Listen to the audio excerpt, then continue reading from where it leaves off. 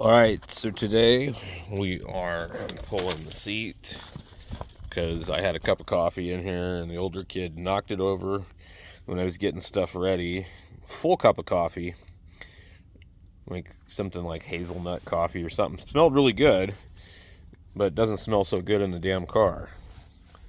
Unfortunately, as I'm looking here, I'm seeing that this is raised up.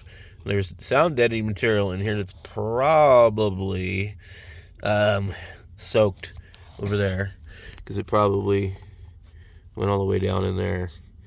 Well, we're going to take this opportunity to clean this thing. There's so much dog hair. Whoever had this car had a dog for sure. So, anyway, I'm going to get it done. So I'm going to pull out the vacuum cleaner, and then I'm going to use the cheap dollar store stuff and try and clean this thing out. Yes, it's a manual transmission. 2 out of 3 of my vehicles are manual transmission. I prefer the manual.